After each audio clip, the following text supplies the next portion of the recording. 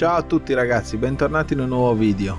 Oggi vedremo come sistemare questo problema fastidioso sulla 500L, almeno a me è successo, che il pommello del cambio balla. In questo video vediamo anche come smontarlo completamente nel caso volessimo sostituirlo. Ecco, questo è il gioco, vedete, si muove sia a destra che a sinistra che sia su che giù. Per fare il seguente lavoro ci servirà una chiave a tubo per i dadi da 10, bulloni da 10 e poi un compapasta. Io questo qui l'ho comprato a Ikea a €1. Ora prendiamo il compapasta e lo infiliamo in mezzo a questa fessura tra la parte di plastica dove c'è i numeri delle marce e il pommello del cambio in pelle e facciamo leva. All'interno c'è il bullone da 10 con la testa da 10 e lo andiamo a svitare completamente se volessimo sostituire il pommello del cambio.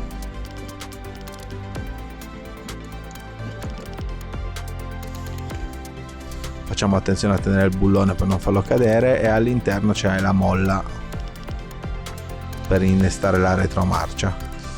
Se non dobbiamo sostituirlo ma dobbiamo solo avvitarlo come nel mio caso, rimettiamo tutto com'è e avvitiamo per bene fino in fondo il bullone. Vi occorre per forza la chiave a tubo, perché con la chiave inglese non riesce a entrare con la testa.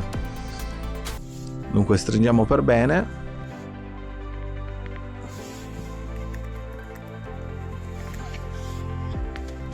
E poi andiamo a rimontare a incastro il pezzo di plastica con il numero delle marce.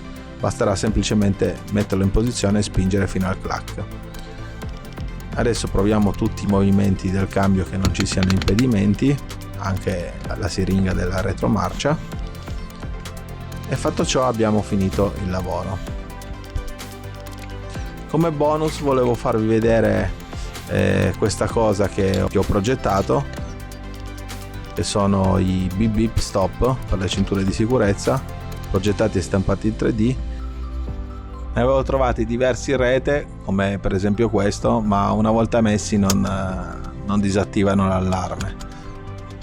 Così ho deciso di disegnarlo io con il programma.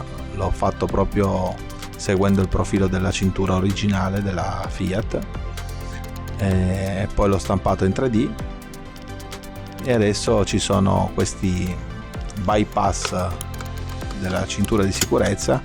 L'ho creati perché io molto spesso appoggio lo zaino pesante sul sedile del passeggero, suona l'allarme sempre, invece con questo qua riesco a disattivarlo. Mi raccomando, le cinture di sicurezza vanno sempre indossate, è fatto solo per bypassare in caso di emergenza o se caricate qualcosa di pesante sul sedile del passeggero.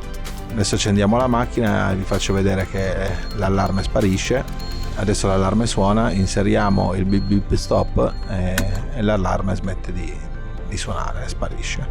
Per questo video è tutto, ci vediamo al prossimo. Ciao ragazzi.